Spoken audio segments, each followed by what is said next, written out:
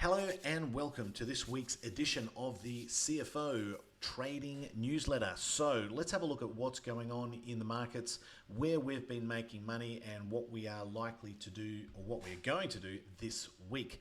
So a lot of things happening this week as far as the markets go and economic news. Obviously the Federal Reserve and their announcement in today's session, just a couple of hours before the market closes, is going to be very important. We'll certainly be watching that with interest, and so will many other traders. So certainly be having a look at that tonight.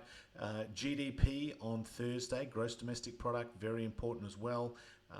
Jobless claims and pending home sales index is something that people will be looking at, and personal income and outlays for Friday as well. So there's quite a bit of economic news that could move this market in either direction, and we need to be mindful of that. Now, we are in the middle of earnings season, and one of the largest companies in the entire stock market is Apple. How did they do? Well, they reported $1.30 earnings per share and revenue of $81.4 million. So that is higher than what the experts believed it was going to be. They believed it was going to be $1 per share and revenue would be $72.9 billion. So they beat on both revenue and earnings per share, as you can see here. And as a result of that, the stock went down. What? That doesn't make any sense, does it? Well, what they also said is that they believe that their next quarter earnings will not be as good. So their forecasted earnings growth is lower. So that's why the markets moved down. And this is actually a very good head and shoulders, a very good double top here, okay? So we've got one high here, another high here. This normally is bearish and would lead this to the downside. So very interesting to see that pattern there on Apple, a bearish double top pattern. So keep an eye on that. There's an idea right there. Now, obviously, if it got above that prior high there of around 149.50, 150, you would exit the trade. Obviously, that would be your risk level. But yeah, interesting anyway. So that's what happened there. We are in the middle of earnings season. UPS was another company that reported, and they dropped dramatically. UPS took obviously a major hit, right, falling this far, and they did beat though on their earnings, right, earnings per share and revenue, but the company's US sales numbers were very, very disappointing. So that's why the markets went lower. Now, as far as economic news from yesterday, we just spoke about what's coming up, but as far as what happened yesterday, we know that there was consumer confidence. Now, the consumer confidence numbers were excellent. They blew away expectation, but the durable goods, right here, the durable goods numbers or orders missed. So that was a bit of a mixed bag there. So that was what was going on yesterday. The market's selling off a little bit now as a result of the tech sell-off in China, with Chinese regulators sort of clamping down more on these Chinese technology-based companies, and that certainly caused a bit of a ripple effect in the United States. You're getting these major companies here, these major Chinese companies that have lost hundreds of billions of dollars in market value. We'll just have a look at one of them, which is Alibaba. And that's had a pretty dramatic move down just recently. So, large tech stocks from China are suffering quite a bit. We're getting companies coming out with very good earnings, but then saying, look, going forward, we don't think it's going to be as good as it has just been. And then obviously we've got this Delta variant now of COVID that's spreading very, very quickly. This is something you sort of can't ignore, right? It's now been detected in 124 territories worldwide. The WHO says it expected to become a dominant variant globally in the coming months, with the WHO predicting that there could be more than 200 million confirmed cases within a matter of weeks. This is never going to end. So that's what's going on there, right? So that's obviously putting some pressure on the market as well. Now, if we look at the number of stocks that are above their 50-day moving average, only 33%. Now, that's a bit of a bearish sign there. Anything below 50% is quite bearish. So, only that percentage of stocks above their 50-day moving average, that's not particularly strong. Now, if we have a look here at, where did I have it? Here, right? The number of stocks that are 20% or more below their 52, their yearly highs. So we can see here over 3,000 different companies are 20% or more below their 52-week highs. That's almost half. That's a considerable amount. So, starting to see some cracks there, no doubt about it. I already spoke to you last week about the reverse repo market, how many banks are giving their excess reserves back to the Federal Reserve, right? That's not a good sign either. A lot of banks around the world are not lending as much money, right? Making it very difficult to get loans. The stimulus was designed to encourage banks to give loans, and now sort of the opposite is happening right now. The skew 151.04, that's well above the 135.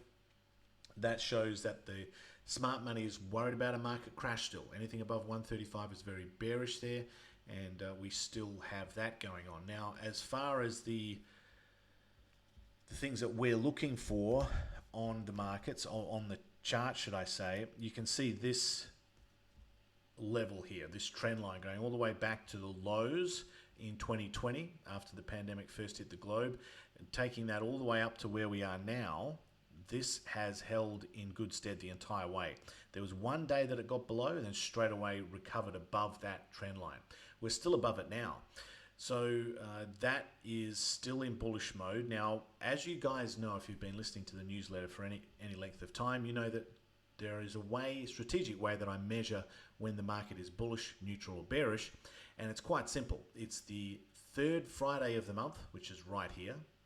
Right, we can see that right there is the third Friday of the month, the 16th of July. So you go to the calendar, you look down Friday, first, second, third, bang, there it is, right? You put the high and the low of that particular day's price action. That will represent the range for the SPX, which is the best way to measure the US stock market. That will then represent that opening range until when? The first trading day of the month. So we reset this opening range twice a month, first trading day of the month and the third Friday of the month, which is monthly options expiration. If it's above the upper line, we're in bullish mode. If it's below the lower line, we're in bearish mode. In between, we're neutral. So you can see last night we did come down and touch that, the upper bullish line there with the opening range, but then we closed back up here. Okay, so we're still technically above that long-term trend line, which is very important, which I just showed you there on the SPX, and we're above the opening range still. So that still is showing me bullishness at the moment. HYG, which is high yield bonds, I spoke about this trend line going back to, I think I've got it on this chart as well. Yeah, going back to October, you can see we've respected that pretty well, but now we are actually below it. So we're actually quite a long way below that trend line right now, starting to see some cracks in the bond market. So we'll keep a very close eye on that. So that's a bearish development, particularly if we start to get below the 50 again.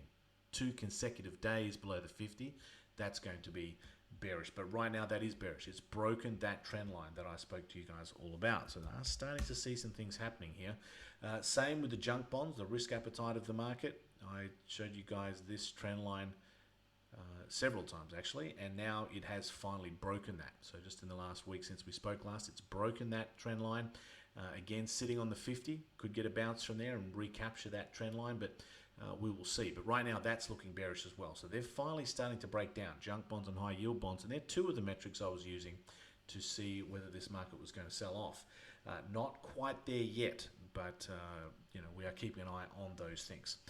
Now, that's what's going on with the overall market, and they're the things that we need to be mindful of, no doubt about it. Let's have a bit of a look at Bitcoin. So Bitcoin has bounced off this 30,000 support level here quite well, actually. We've moved above the 50-day moving average, and it's actually looking pretty good. So we are getting a nice bounce here right now on Bitcoin. So what I'm looking to do is take a very, very conservative trade on a Bitcoin related stock right now. Okay. Now with this stock that I'm looking to trade, which is Riot, this has just recently recaptured the 21 exponential moving average, the 200 and the 50. This one I am setting up very conservatively because of what's going on around the globe and what's going on with Bitcoin right now. And this stock does have earnings coming up probably around the 9th to 10th of July as well. So what I'm going to do with this particular stock and utilizing the flexibility and power of options is what I'm going to do is I'm going to set up a position that if this stock stays above $30, okay, which is where it is right now, it's 31.64. If it stays above $30, I will make a 9.5% return on my money. 9.5%, which is a very healthy return for 24 days. Now, it has to drop more than 14.7% before I lose 1 cent. So not only am I setting up a position here that the stock doesn't even have to move for me to make a 9.5% return in 24 days, but I'm also going to set up a position that has a lot of downside protection built into the trade. Almost 15%, 14.7% to be exact. This stock has to drop in the next 24 days for me to be losing 1 cent. That's what I call trading. That's what I call risk management. What I'm also going to do is buy an insurance policy for this stock leading into the earnings report date, right? So if the earnings are bad for whatever reason, I have a protective put that is going to protect my investment, okay? So this is a fantastic setup that I'm about to show my members right now, and this is what we've been doing recently to make very good money in this uncertain market. So that's one of the things that we're going to be looking at. Now, Apple was one that we did just for a couple of days leading up into the earnings. It was a pre-earnings call debit spread. Okay, we made 100% return in 12 days on this. It expired on the 23rd of July. We needed it to stay above 145. Okay, and it closed at 148.56. So we made 100% return on our Apple pre-earnings vertical spread. What a great trade that was. But right now I'm seeing a double top there on Apple, so we'll keep an eye on that. So they're the things that I'm looking for right now. They're the key metrics that you guys should be looking at as well, in particular the SPX, right? The SPX is where you need to be focusing your ideas right now. We've got a lot of economic news coming out this week, could push this market either way. A lot of companies still reporting their earnings, and remember, it's not just about their earnings, it's about their forecast going forward. Remember, the market is always forward looking, so it's very important that we understand what the company sees going forward for its earnings and its earnings growth. So there's some things that we're looking at now. That's one position that we're getting into there with Riot, and a successful trade we just had with Apple, and that's where we're situated right now, my friends. Very interesting point right now in the markets. A lot of economic news, a lot of earnings coming out, and we're starting to see some major cracks in the market that could see it sell off, but we're not there yet. We've got to trade what we see and not what we think. So tune in next week and we'll see if we get a little more clarity in the market. Until then, continue to trade, continue to make money, and always manage your risk like a professional. All right, thank you guys all so much for listening. My name's Allison. All the best, and bye for now.